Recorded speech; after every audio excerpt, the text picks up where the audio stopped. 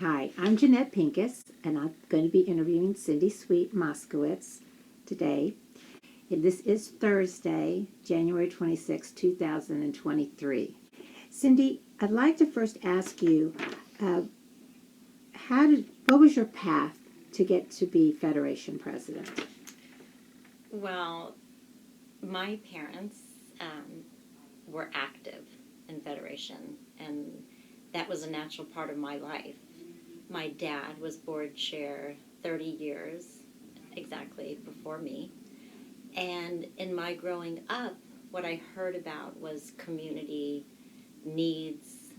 How can we better serve? How can we better identify the needs?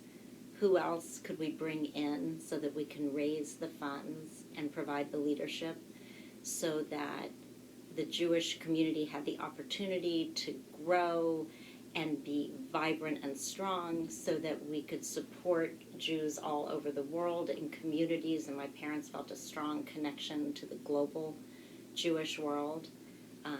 Who could we bring in to learn from as leaders, scholars, and programs? What kind of missions could happen so that leaders in the Dallas community could feel more connected to Jewish leadership across the world?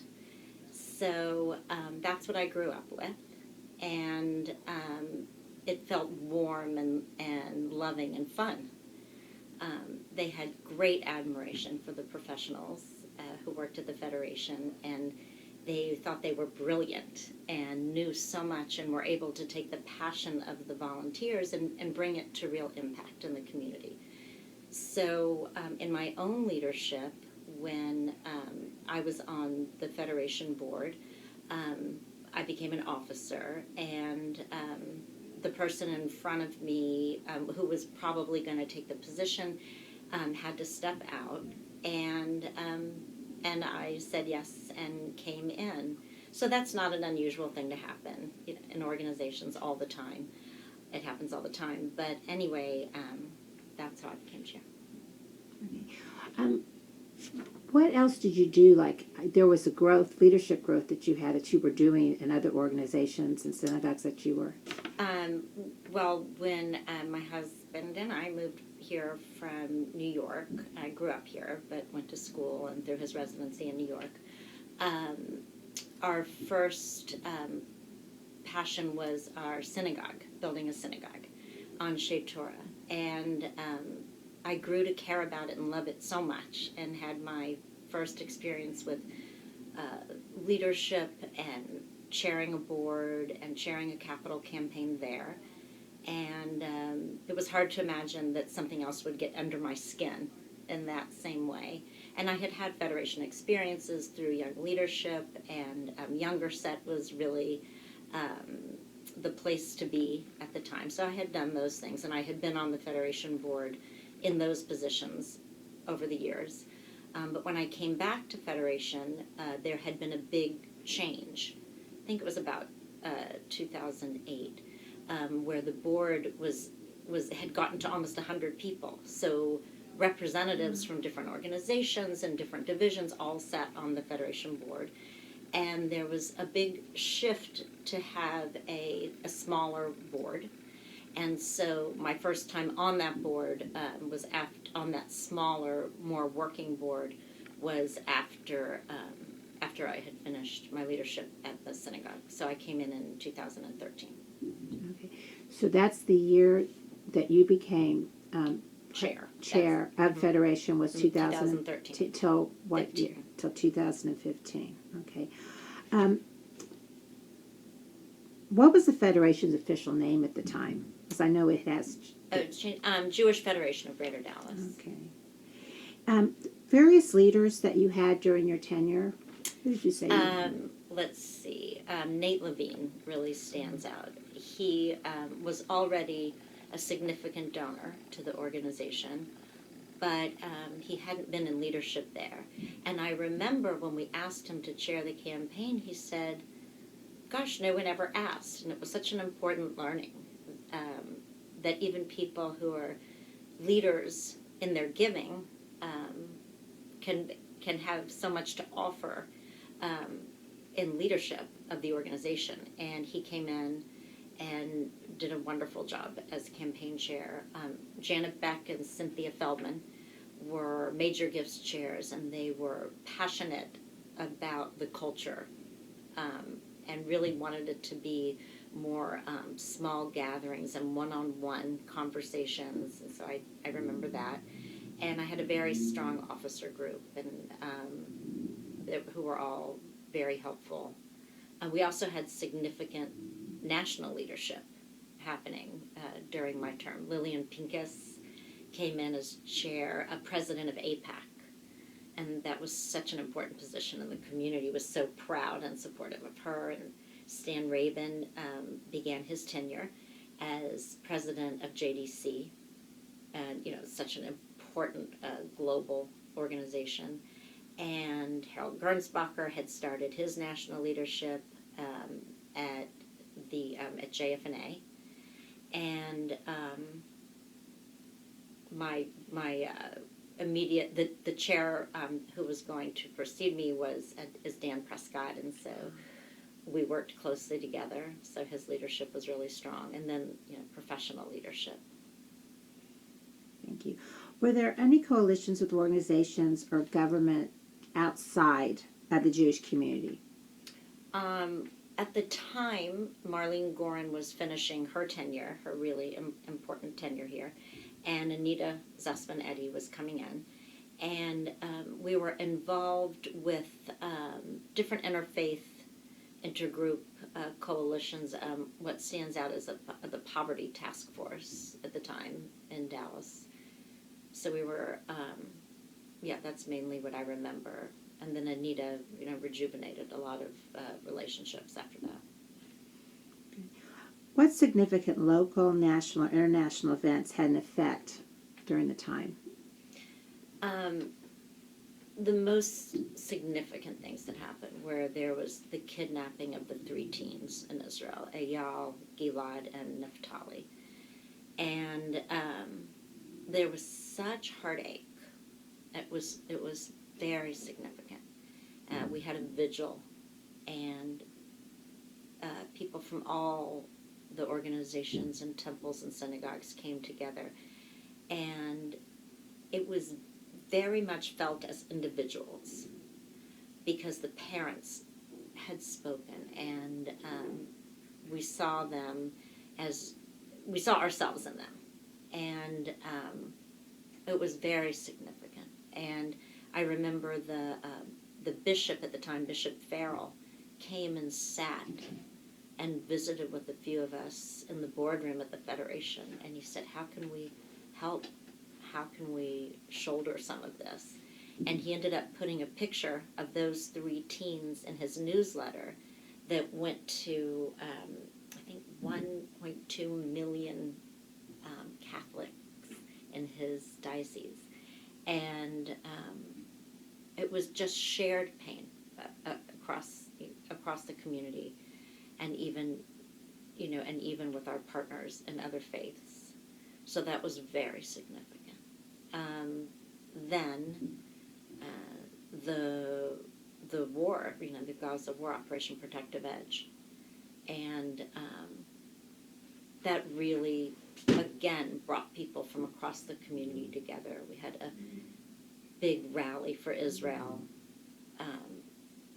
At the time, Bradley Lay was still our interim CEO, and he and the marketing department put that together very quickly, and people showed up, and we had Christian and Jewish and Catholic and all kinds of support.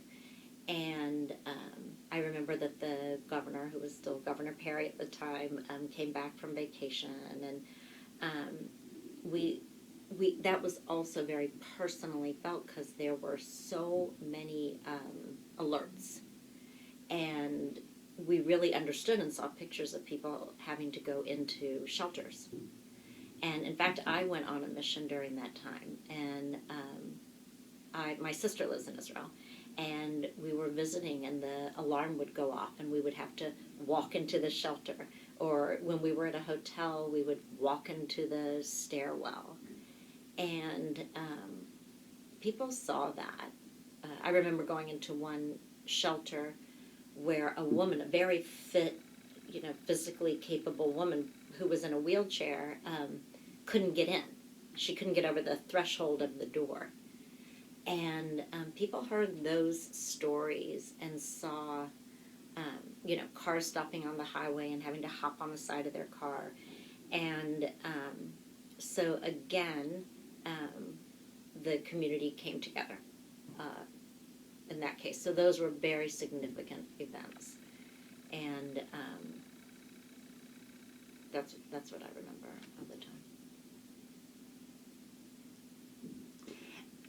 Well, at the time, I guess because of this war too, how do you feel the community was supportive of Israel at that time? Mm-hmm. More that when we've talked with other presidents during the years, Mm-hmm. there was a change that was occurring. Uh-huh. Right. So, of course, like always, there are people to the right and people to the left, and in this case, like whenever there's something, an emergency, there's a sense of urgency, and you hone in on what's most important, and that was this relationship with Israel and the U.S.-Israel relationship and the Iron Dome, and watching it work and feeling this huge, this gratefulness for having that technology, and so it was not as much a time when we were managing, kind of polarizing point of views. That happened before and after, for sure. But in that moment, it was all about supporting our brothers and sisters in Israel. What changes do you feel you experienced while you were in the Federation as president? Well, we had a change that was, I think, pretty widely felt in the community because there had been a long-serving CEO, and he left, kind of finished his tenure, and someone came in for a short time. And she brought with her, a new agenda that, in fact, part of that has become, who we are in the community. She focused on being more attached to the national organization, and making the young leadership cabinet important again. But in that short tenure, there was also a sense that the importance of what had happened and the uniqueness of the community and kind of the shoulders that we had all stood on had lost maybe their voice or weren't considered as important. So it was a time when we had to rebuild a sense of security and trust in the organization. And the organization had to rebuild relationships with people who made the work possible. So there was a lot of conversation with stakeholders, with major donors, with major leaders, and they had so much to offer into how to take a moment and rebuild the trust and kind of the centrality of the organization, the Federation, but also recognizing how very important all the agencies were and that they were expert, in their own content, and that it was a privilege to support them in their work. They knew it better than us, and that they, in turn, that the people who cared deeply about all those places needed to be reminded how important the Federation was for keeping those places going and for providing for needs that aren't always identified in big headlines, but that have to be taken care of. So we had to rebuild some relationships, and there was a lot of time spent on that. Also, a needs assessment had just come out. That was the first study we had done of the community in a long time. And it wasn't a demographic study. It was intended to really identify unmet needs. Um, and it was also important over those couple years because, for one thing, using that material, kind of extrapolated that there must be at least 70,000 Jews in Dallas. So that was news to a lot of people, and that was a big headline. But it also gave us a chance to be working closely with agencies and to spend time making sure that the relationship was really important on both sides. In relation to your time at Federation, what are you the most proud of? Well, a few things. First of all, the Big One mission. We had a great mission to Israel.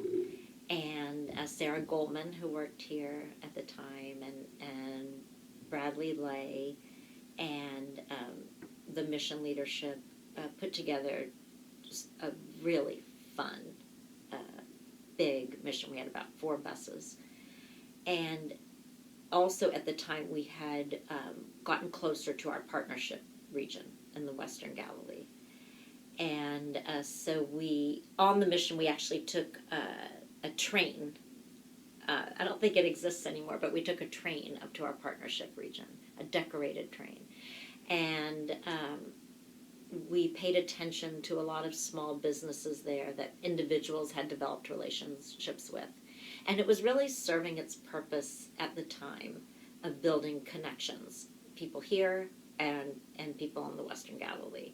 So that was a really exciting part of our overseas department and relationships. And on this Big One mission, we really got to celebrate that. We had a big party there.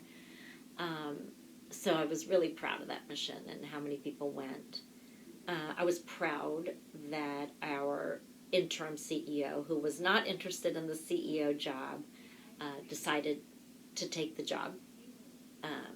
And so he came in eyes wide open to this community, and all that had happened that wasn't exciting or pleasant, and all that was unique and historic, and said yes to it. And he was really buoyed the community because he is, very smart and intellectual, and people enjoyed it. And he helped to set the tone here that we communicated at the Federation with really anyone who called. So dissenters who called, Federation shouldn't have supported that, shouldn't have made that decision. He would talk to them, and we kind of all learned that it was okay to have, not that we didn't before, but we really highlighted during those years that we needed to listen to all voices. And so I was proud that he took that job, proud of the relationship with the Galilee, and I guess one of the most special things that happened that I was very proud of was during the Big One mission, we were able to visit Shimon Peres's Center for Peace. That was his dream, was to build this. And our whole group went there, and we filled up the auditorium, and I got to greet him and interview him. And I remember thinking that he embodied really kind of all of what was in my heart in the relationship to Israel. And I think that people in the room felt the same way. And he was like royalty to us. And he came out, and I remember that moment thinking that what an incredible privilege to serve in that role and have that opportunity. Thank you. Is there anything else that has come up, any stories or personal experiences? I would say that after the teens were kidnapped, we had the opportunity to meet one of their mothers. And she talked about embracing anyone's condolences who offered them. And that even she had had Arab visitors, during the course of their vigil and waiting. And we learned so much from her about not judging, um, accepting people as individuals, grieving without hate. And I felt like she reached a lot of people. And I was really glad that we had that opportunity. Going on a trip to the region and meeting people who had benefited from businesses and connections from people in Dallas was like a great, interesting experience. Working with the bishop, um, I was proud that we had an overhead and efficiency task force, something that wasn't very familiar to me, but we had a lot of donors who were really concerned about overhead.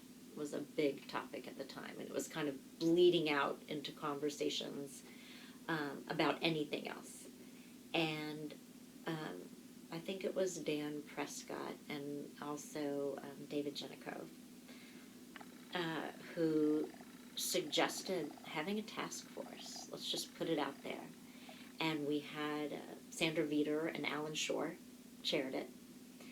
And they took everyone's concerns and did a study, did important work for about 6 months. And I was very proud of that because rather than being defensive, we were taking the concerns to heart and putting some of the best minds around the table and addressing it. And they came out with some, probably no big headlines. There hadn't been any malfeasance or anything like that. But they had policy suggestions. And that's board work, right? Setting policy. So the board had an opportunity to address a concern that was on the table. And so that, as an example of being transparent and listening and making sure that many voices were making decisions and setting the strategic future of the organization, I felt that happened over the course of those couple years. Thank you. So what have you been doing with yourself since then? I chaired JCRC after that, which is another area that I love and care about. And I had, again, such a strong professional in Anita Zussman-Eddy, and who ended up serving for 10 years here, and now is the special assistant to the mayor. And we built some great relationships over that time, really built with the Hispanic and Latino communities, did some leadership work across our communities. So I really enjoyed that work. During COVID, we kind of shifted JCRC and paid a lot of attention to our own organizations and inside the community, whereas we're usually very outward facing. We were able to be very helpful with our own agencies in terms of how they were able to access funds and how they were able to take advantage of different programs and to really serve that purpose of being the public policy department of the Federation. So it was important work and it was a difficult time, but we were able, I believe, to be helpful to help agencies that were doing such significant, important work to keep doing their work. So I really did enjoy that. And since then, I've been active at other organizations, at Legacy Senior Communities, and at the Holocaust Museum. And I've continued to be there for the Federation when called upon. I've just been working on a big governance project. And I think that's taken up most of my time. Okay, Cindy, thank you so much. Thank you so much for your time. We appreciate you so much for all that you've done. Thank you. It was a pleasure.